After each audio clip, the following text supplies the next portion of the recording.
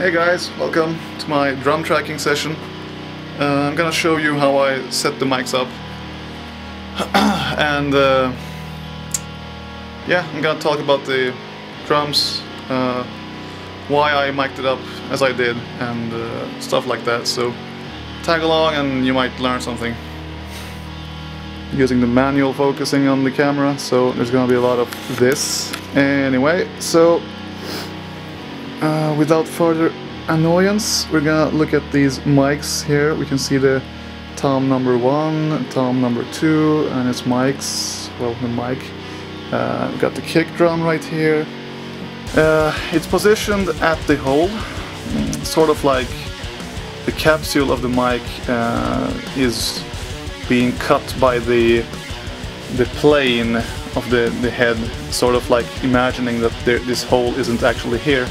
So I positioned the mic capsule right at where the head would continue through here. That's because I haven't really done a lot of tests or anything, but from miking up previously on a few occasions, I found out that this is the best spot to place the mic if you only have one, like me, one mic that is. Because there's most punch, most bass gathering in that hole, and it provides a good signal for triggering later in your computer, as I do.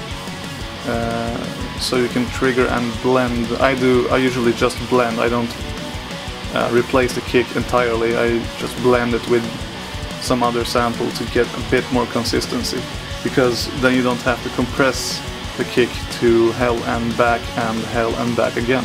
So let's continue up to the snare drum.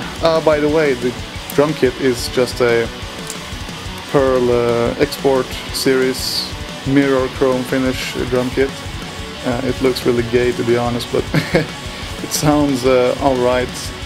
The snare drum is actually not a, let's see here, it's a Pearl free-floating maple snare, so it's not part of the Export Series.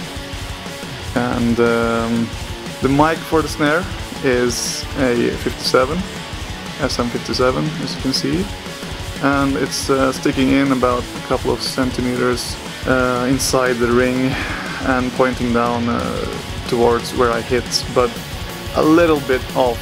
It's not pointing exactly to the center of the drum. It's just slightly off, and this is to, I don't know, it sounds a little bit better. This is actually pretty crucial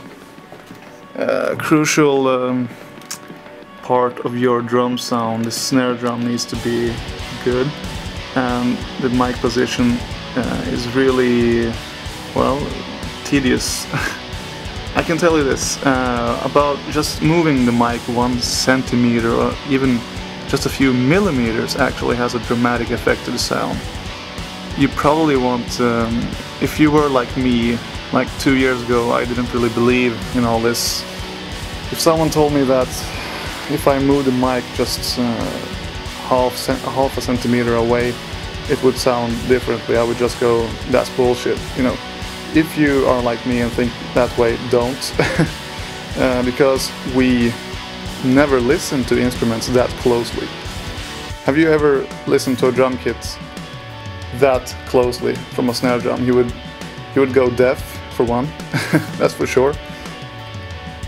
So the sound changes a lot because it's so near the source, and it's a whole different world, I can tell you that. Anyway, enough talk about the snare now. It's really nothing spectacular. I just mic'd it up like that and thought, hey, this works, so I left it like that. I'm not really experimenting that much with miking up right now because I have so much to do. Don't have time for all that, and I don't really have the space either. I'd like to have different mic stands and stuff to allow some more flexible miking up, but yeah, that's the way it is right now. So the tom number 1. The miking here is, it looks a bit like it's off, and that's actually true. it is off. It's not centered in on the drum itself, on the drum's middle, that is. That's because I'm trying to aim the tom mic a little bit away from the snare, but if I go too far I aim it at the hi-hats, and that's not a good thing either. So the tom mic here is aimed down the middle, but not quite, just like the snare. It's not aimed right at the middle. It's somewhere, it's pointing like there right now, just a bit off and between the edge and the middle. As you know, a drum head is much like a, well, it's totally inverted from a speaker. A speaker has the treble in the middle and the bass in the edges. A drum head is actually the opposite. The treble of the drums is at the edge here, and the bass is in the middle. And that all has to do with how it's vibrating. Since the middle has most, there's nothing under it, so it vibrates the most, and here it can't vibrate that much, so it produces higher frequencies here and lower in the middle. And when you keep that in mind, you can control the mic drum sound to so you don't, if you mic it pointing at the middle, it's gonna be very boomy, so you get a lot of bass in the tom sound. Point it too much to the edge, if you angle the mic down like this, it's gonna point like here, and that's gonna produce a very light sound. It's not gonna really be beefy. And my goal was to get an all-round sound, so that's why I'm aiming it in the middle, somewhere halfway. So there's not really much to say about the next tom, because it's the same principle here. Just aiming it off-center a little bit, and between the edge and the middle. So just to get an all-round sound, that's my main concern. And the floor tom, well, let's go from this angle. Whoops, that's my chair. The floor tom is different because it's so big. Well, it's only 16 inches, but it's still too big to be mic'd up exactly the same way. And this is a funny thing. The bigger something is, the smaller it's gonna sound when you mic it up. Why is that? Because the drum head is so large, it's like a large speaker, and when you mic it up closely, you're only miking up a part of it. That's why you won't get a big sound. To get a big sound, you need the whole spectrum.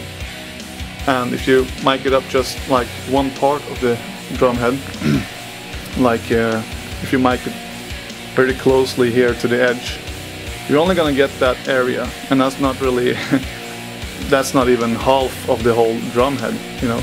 So you want to have the mic a bit away, so you can cover more of the entire drum. So that's what I did here, pointing it pretty much the same way as the other toms. So halfway, somewhere in between, you know, like the other toms, and just further away. That's enough to give me a usable sound out of the tom, the biggest tom at least.